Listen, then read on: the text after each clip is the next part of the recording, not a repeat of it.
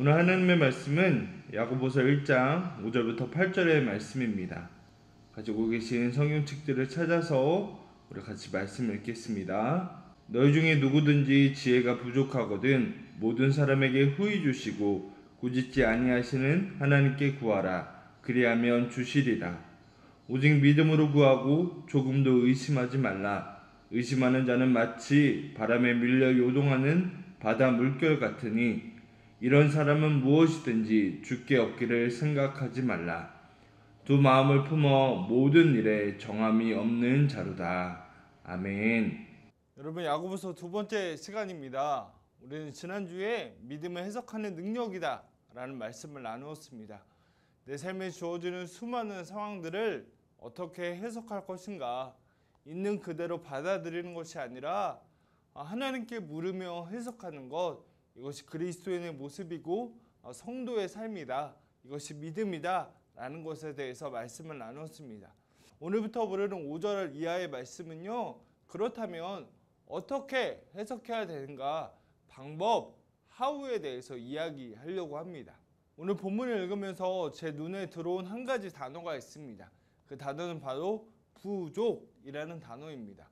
우리 5절의 말씀을 같이 읽어볼까요?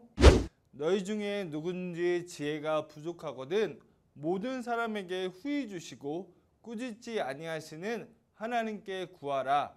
그리하면 주시리라. 아멘. 여러분, 지혜가 부족하거든 하나님께 구하라 라고 5절에서 이야기합니다. 야고보의 편지를 받는 그리스도인들, 예루살렘 교회에서 흩어져서 믿음을 지키며 살아가야 했던 성도들에게는 여러 가지 어려움이 있었습니다.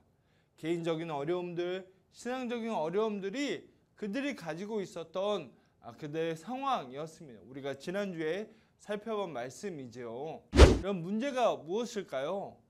내가 삶의 어려움을 만날 때 그 어려움을 어떻게 해석하고 어떻게 대처해야 되는지를 모른다는 겁니다. 열심히 교회를 다니다가 하루아침에 교회에서 떠나서 흩어져서 살아가게 되었습니다. 미리 알았더라면 준비라도 했을 텐데 그럴 시간이 없었습니다. 여러분, 우리가 지금 겪고 있는 코로나도 마찬가지가 아닐까요? 코로나 바이러스가 언제 시작된다라고 우리가 미리 알았더라면 아마 지금보다는 덜 피해가 있었을 겁니다. 대처하고 준비할 수 있는 시간이 있었기 때문이지요. 하지만 갑자기 코로나가 찾아왔습니다. 이 야고보서를 읽는 예루살렘 교회 성도들도요, 갑자기 고난이 찾아와 흩어지게 되면서 어떻게 해야 할지 알지 못하는 상황 가운데 놓이게 되었다는 것입니다. 오늘 성경이 그것을 말합니다. 어떻게 해야 할지 모르겠거든, 지혜가 부족하거든 하나님께 구하라 라고 얘기합니다. 여러분, 지식이 부족하면 해결할 수 있는 방법이 있습니다. 책을 보거나 유튜브를 보거나 다 해결할 수가 있습니다. 사소한 것까지 다 알려주는 지식은 우리 주변에 너무나 많이 있습니다. 찾아내는 것이 문제이지 찾아내기만 하면 지식의 부족함은 얼마든지 해결할 수 있다는 겁니다. 정답이 있기 때문입니다. 공부하다가 모르는 문제가 나오면 어떻게 하면 됩니까? 책을 찾아보거나 인강을 들으면 됩니다. 유튜브를 찾아보면 됩니다. 배가 고프면 밥을 먹으면 되고요. 피곤하면 잠을 자면 되고요. 목이 마르면 물을 마시면 됩니다. 그런데 우리의 삶은 어떠합니까? 정답이 없습니다. 코로나19의 해결 방법이 무엇일까요? 모릅니다. 이렇게 허둥지둥 되고 있고 확진자가 잡히지 않는 상황이 계속 이어지는 것은 방법이 없기 때문입니다. 백신을 맞으면 나을까? 사회적 거리두기를 하면 나을까? 방법을 찾아가고 있는 중이라는 겁니다. 정답을 모르기 때문에 벌어지는 일입니다.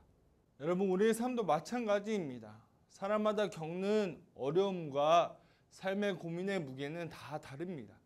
다른 사람이 나에 대해서 함부로 이야기할 수 없다는 겁니다. 꼰대라는 말이 왜 나올까요? 나 때는 말이야. 자기의 경험과 기준으로 다른 사람을 가르치려 하고 다른 사람의 어려움을 판단하는 것입니다. 여러분, 정답을 주려고 한다는 겁니다. 여러분, 많이 배운 사람, 똑똑한 사람은 지식을 제공할 수 있습니다. 1 더하기 1은 2야 정답을 줄 수 있다는 겁니다. 그러나 삶에 대한 지혜는 그 어느 누구도 줄 수 없습니다. 목사인 저도요, 조언할 수 있고 제 고민을 나눌 수 있고 같이 기도하며 고민할 수는 있지만 정확한 정답을 줄 수는 없습니다. 사람마다 상황이 다르고 정답이 없기 때문입니다. 여러분, 지혜와 지식은 분명하게 다릅니다. 여러분, 이스라엘의 세 번째 왕은 솔로몬이었습니다. 많이 들어보셨죠? 솔로몬이 왕이 되고 나서 1000번의 제사를 드렸습니다. 그 후에 밤에 하나님께서 솔로몬에게 찾아오셔서 물어보십니다. 내가 너한테 뭘 주면 좋겠니? 라고 하나님이 물어보십니다. 여러분, 하나님이 여러분들에게 이 질문을 하신다면 여러분들은 무엇을 구하겠습니까? 열왕기상 3장 9절에 보면 이러한 말씀이 나옵니다. 누가 주의 이 많은 백성을 재판할 수 있사오리이까? 듣는 마음을 종에게 주사 주의 백성을 재판하여 선악을 분별하게 하옵소서. 아멘. 여러분, 보통 우리는 솔로몬이 지혜를 구했다고 말하는데요, 성경은 듣는 마음을 구했다라고 얘기합니다. 솔로몬 때는요, 다윗과 함께 그 어떤 왕보다 이스라엘에서 강력한 나라를 만들었던 왕이었습니다. 때문에 주변에 똑똑한 사람들, 경험이 많은 사람들이 많았을 것입니다. 어떻게 이스라엘을 좋은 나라로 만들 수 있을지 잘 알아서 도와줄 수 있는 사람들이 주변에 너무 많이 있었다는 겁니다. 게다가 솔로몬의 아버지는 다윗이었습니다.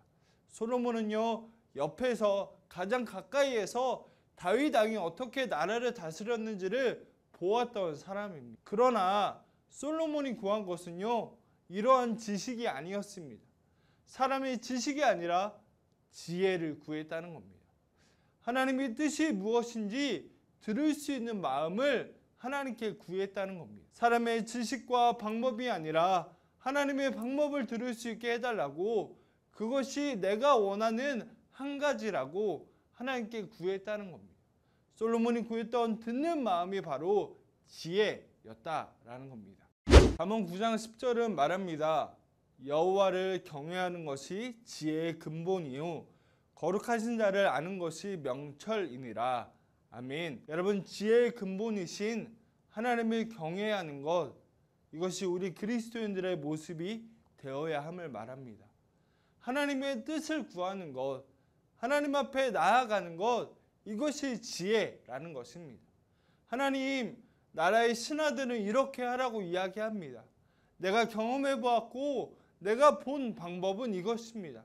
그런데 그런 것보다 하나님은 어떻게 생각하시는지, 하나님이 이 상황 가운데, 이 어려운 가운데 내가 어떻게 하기를 원하시는지 하나님의 뜻이 알고 싶습니다. 솔로몬이 그것을 구했다는 것입니다. 솔로몬은 그래서 지혜로운 왕이었습니다. 여러분, 신앙을 가진 그리스도인들, 하나님을 믿는 믿음이 있는 사람들은 누구나 한 가지 싸움을 하게 됩니다. 바로 내 방법대로 할 것인가, 하나님의 방법대로 할 것인가, 이 싸움과 충돌 앞에 우리는 평생을 살아가게 됩니다. 오늘 본문 6절은 이것을 마치 바람에 밀려 요동하는 바다 물결이라고 얘기합니다. 여러분, 바다의 물결, 파도가 언제 칠까요? 두 힘이 충돌할 때 일어납니다. 바람이 부는 것과 물의 흐름이 부딪힐 때 파도가 생긴다는 겁니다. 8절은요, 이 같은 말을 이렇게 표현합니다. 두 마음을 품은 것이다 라고 말입니다. 여러분, 우리 그리스도인들은 이와 같은 두 마음을 품을 때가 많이 있습니다. 어려움이 생기고 내 삶의 한계를 만날 때 내가 아는 지식을 다 동원해서 해봅니다. 사람의 도움을 구하기도 하고요, 어떻게 해서든 해보려고 합니다. 내 힘으로 살아가 보려고 하는 것이지요. 여러분, 아무것도 안 하는 것보다 물론 너무나 훌륭한 일입니다. 그런데 오늘 본문이 말하는 지혜로운 사람, 하나님의 사람은 어떻게 해야 합니까? 하나님께 구하는 사람입니다. 나의 한계와 부족함을 느끼고 하나님께 기도하는 사람이라는 겁니다. 듣는 마음을 구했던 솔로몬처럼 하나님의 방법을 듣는 자리로 나아가는 것, 이것이 하나님의 사람의 모습임을 오늘 본문은 이야기하고 있습니다. 후히 주신다 라고 말합니다. 여러분 이게 무슨 말일까요? 보통은요 이 말을 해석할 때 넘치도록 준다 라고 해석을 합니다. 내가 10을 구했는데 11, 12, 13 넘치게 주시는 것을 후히 주신다 라고 해석합니다. 그런데 어떤 분이 이 부분을 해석하면서 이렇게 말합니다. 후히 주신다는 말은 할 일이 이것밖에 없는 것처럼 집중한다라는 의미이다 라고 말합니다. 저는 이 말이 참 좋더라고요. 여러분 우리가 어려움을 만나고 우리가 지혜가 필요해서 하나님께 묻고 구합니다. 듣는 자리로 나아갑니다. 그때 우리 하나님이 어떻게 반응하시냐면 하나님이 하실 일이 하나밖에 없다. 유일하게 하나님이 하실 일이 내 기도를 들으시는 거다. 그런 모든 집중을 다해 나의 기도를 들으신다라고 이야기한다라는 겁니다. 여러분 그분이 우리의 하나님이십니다. 여러분 기도해야 되는 것은 다 압니다. 왜 모르겠습니까? 그런데 왜 우리가 기도하기가 어려울까요? 그 이유는 아마도 부족함을 느끼지 못하기 때문입니다. 부족함을 느끼면 누가 말하지 않아도 찾습니다. 쉬지 않고 일하고 쉬지 않고 공부하면 우리의 몸이 말해요. 쉬어야 한다. 몸이 아프면서 쉬어야 한다라는 것을 이야기합니다. 몸에 수분이 부족하면 물을 마셔달라고 얘기하고 물을 찾게 됩니다. 피곤하면 산소가 부족해서 하품을 합니다. 쉬라는 의미이지요. 배가 고프고 에너지가 부족하면 밥을 먹고 에너지를 먹어서 힘을 내야 된다라고 부족함을 느낄 때 자연스럽게 찾게 된다는 겁니다. 여러분 저는 이번 한 주간 이런 기도를 했습니다. 하나님 우리 청년들과 청소년들이 부족함을 느끼게 해 주십시오. 내 방법과 내 지혜대로 안 된다라는 것을 깨닫게 해주시고 내 한계를 철저하게 느끼게 하셔서 지혜의 근원이신 하나님을 찾게 해주십시오. 하나님 앞에 듣는 마음을 구하는 우리 청년들과 청소년들이 되게 해주십시오. 그런 기도를 하게 되었습니다. 여러분 어려움을 만날 때 내가 어떻게 해야 될지 알지 못할 때 우리는 무엇을 해야 할까요? 방법이 무엇일까요? 하나님의 사람은 하나님의 지혜를 구하는 것입니다. 하나님은 어떻게 할까요? 사람들은 이렇게 말하고요. 제 경험은 이렇습니다. 그런데요, 제가 원하는 건 하나님이 어떻게 생각하시는가입니다. 하나님 제가 어떻게 하기를 원하세요? 하나님 저에게 듣는 마음을 주세요. 하나님의 뜻을 들을 수 있는 귀한 마음을 주세요. 그렇게 기도하는 것이 그리스도인들의 모습이라는 것입니다. 여러분 하나님께 기도하는 것은요 나약한 사람, 무능한 사람이 아닙니다. 가장 지혜로운 사람입니다. 이것이 하나님의 사람의 모습이기 때문입니다. 예배하는 저 여러분들이 지혜로운 사람, 하나님의 듣는 마음을 구하는 믿음의 사람들이 되어지기를 간절히 축복합니다. 여러분 이번 주 광고가 4가지가 있습니다. 첫 번째 광고는 이번 주 생일자가 있습니다. 이번 주 27일 화요일에는 우리 최하연 청년이 생일이고요. 이번 주 토요일 31일에는 박길순 청년이 생일입니다. 여러분 연락해 주시고 같이 축하해 주시고 우리가 한 공동체임을 확인하는 시간이 되었으면 좋겠습니다. 축하합니다. 두 번째는요, 우리 최자연 청년이 드디어 수요일 28일에 군 복무를 다 마치고 건강하게 전역을 하게 되었습니다. 여러분들 축하해 주시고 만나게 되면 인사해 주시고 우리 함께 해 주시기 바랍니다. 축하합니다. 최자연 청년. 세 번째 광고는요, 한 달간 배달의 현수 이벤트를 시작합니다. 여러분을 만나러 제가 가려고 하고 있어요. 2가지를 선택을 하셔야 되는데요. 첫 번째는 스타벅스를 마실 거냐 아니면 버거킹 세트를 먹을 건가를 결정을 하세요. 그리고 여러분들이 원하는 시간, 날짜, 장소를 정해서 저에게 알려주시면 됩니다. 이번 주부터 시작합니다. 여러분 일주일에 5명 선착순으로 신청을 받아서 여러분을 만나러 가려고 합니다. 잠깐 간식을 나누고 얼굴 보면서 잠깐 이야기 나누는 시간 가지려고 하니까요. 여러분 이번 주부터 저에게 신청해 주시기 바랍니다.